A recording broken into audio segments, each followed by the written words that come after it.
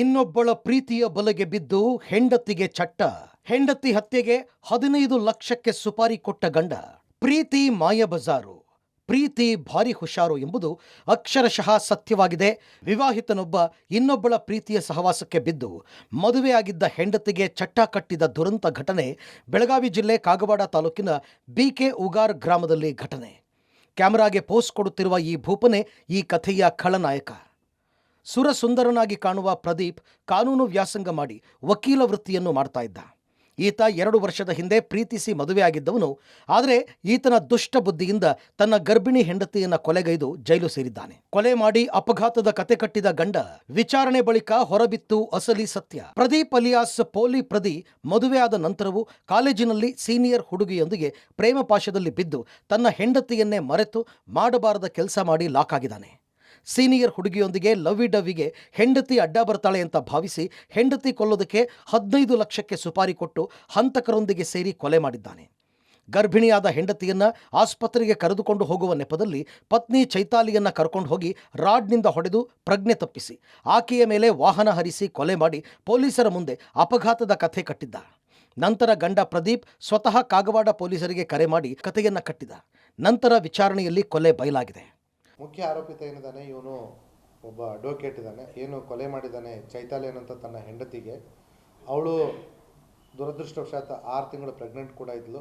ಇದು ಕೂಡ love marriage ಇವರಿಬ್ಬರ ನಡುವೆ, ಚೈತಾಲಿ ಮತ್ತು ಪ್ರದೀಪ್ ಕಿರಣಿಗೆ ನಡುವೆ. ಇತ್ತೀಚೆಗೆ ಈ ವ್ಯಕ್ತಿ ಮತ್ತೊಬ್ಬ ಮಹಿಳೆಯನ್ನು ಕೂಡ ಪ್ರೀತಿ ಮಾಡ್ತಾ ಇದ್ದ.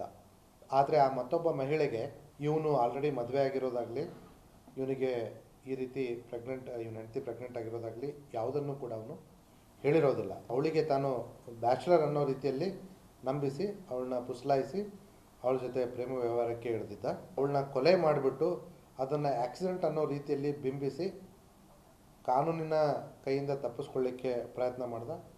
ಆದರೆ ನಮ್ಮ ಕಾಗವಾಡ ಪೊಲೀಸರು ಮತ್ತು ಅಥಣಿ CPI ಮತ್ತು ಅಥಣಿ DSP ಅವರ ತಂಡ ಈ ಒಂದು ಮಹಾಕೃತ್ಯವನ್ನು ಬಯಲಿಗೆ ಎಳೆದಿದ್ದಾರೆ. ಪ್ರೇಯಸಿ ಮಾತು ಕೇಳಿ 6 ತಿಂಗಳ ಗರ್ಭಿಣಿಯ ಆದಂಥ ಹೆಂಡತಿಯನ್ನು ಬರ್ಬರವಾಗಿ ಹತ್ಯೆ ಮಾಡಿ ರಾಡ್ನಿಂದ ಹೊಡೆದು ಸುಪಾರಿ ಕೊಟ್ಟು ಕೊಲೆ ಮಾಡಿಸಿ ನಂತರ ಏನಂತಂದರೆ ಆಕ್ಸಿಡೆಂಟ್ ಆಗಿದ್ದ ನಾಟಕ ಆಡಿದಂಥ ಪತಿ ಈಗ ಬೆಳಗಾವಿ ಹಿಂಡಲ್ಗಾಲ್ ಸೇರಿದ್ದಾನೆ. 40/12 ಸೈಟ್ಗಾಗಿ ತಮ್ಮನ್ನ ಹೆಂಡತಿ ಮರ್ಡರ್, 20 ಬಾರಿ ಚಾಕುವಿನಿಂದ ಇರಿದು ಕೊಂದ ಪಾಪಿ. ಇನ್ನು ಬೆಳಗಾವಿ ನಗರದ ಟಿಳಕವಾಡಿಯ ಮಂಗಳವಾರಪೇಟೆಯಲ್ಲಿ 40/12 ಭಾಗಕ್ಕಾಗಿ ಒಡಹುಟ್ಟಿದ ತಮ್ಮನ ಹೆಂಡತಿಯನ್ನೇ ಅಣ್ಣ ಬರ್ಬರವಾಗಿ ಕೊಲೆ ಮಾಡಿರುವ ಘಟನೆ ನಡೆದಿದೆ. ತಮ್ಮ ರಂಜಿತ್ ಬಹಳ ಹಿಂದೆಯೇ ಸಾವನ್ನಪ್ಪಿದ್ದ. ಈತನಿಗೆ ಬರಬೇಕಾಗಿದ್ದ 40/12 ವಿಸ್ತೀರ್ಣದ ಜಾಗಕ್ಕೆ ಆಗಾಗ ಹೆಂಡತಿ ಗೀತಾ ಗವಳಿ ಮತ್ತು ಅಣ್ಣ ಗಣೇಶ ಗವಳಿ ನಡುವೆ ಜಗಳ ಆಗ್ತಾ ಇತ್ತು. ಇಂದು ಅದೇ ವಿಚಾರಕ್ಕೆ ಗೀತಾ ಮತ್ತು ಗಣೇಶ ನಡುವೆ ಮತ್ತೆ ಜಗಳವಾಗಿ ಚಾಕುವಿನಿಂದ 20 ಬಾರಿ ಇರಿದು ಕೊಲೆ ಮಾಡಿದ್ದಾನೆ.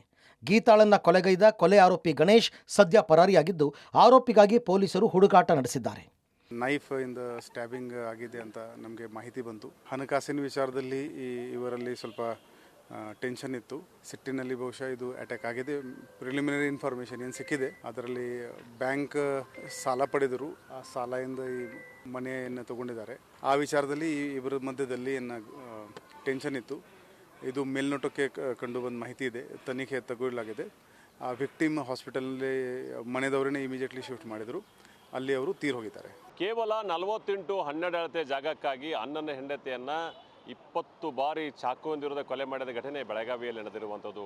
ಬೆಳಗಾವಿ ಮಹಾನಗರದ ಟಿಳಕವಾಡಿಯ ಮಂಗಳವಾರಪೇಟದಲ್ಲಿ ಆರೋಪಿ ಈ ಥರ ಕೃತ್ಯ ಮಾಡಿ ಮತ್ತೆ ಏನಂತಂದರೆ ಫೋನ್ ಮಾಡಿರುವಂಥದ್ದು ಮತ್ತು ಈಗಾಗಲೇ ಬೆಳಗಾವಿ ನಗರ ಪೊಲೀಸರನ್ನು ಬಂಧಿಸಿ ಜೈಲಿಗೆ ಕಟ್ಟಿರುವಂಥದ್ದು. ಒಟ್ಟಲ್ಲಿ ಬೇರೊಬ್ಬಳ ಮೇಲಿನ ಮೋಹಕ್ಕೆ ಗರ್ಭಿಣಿ ಹೆಂಡತಿಯನ್ನ ಕೊಲೆಗೈದ ಗಂಡ ಕಂಬಿಯ ಹಿಂದೆ ಬಿದ್ದಿದ್ರೆ ಮತ್ತೊಬ್ಬ ಜಾಗಕ್ಕಾಗಿ ಒಡಹುಟ್ಟಿದ ತಮ್ಮನ ಹೆಂಡತಿಯನ್ನೇ 20 ಬಾರಿ ಇರಿದು ಪರಾರಿಯಾಗಿದ್ದಾನೆ.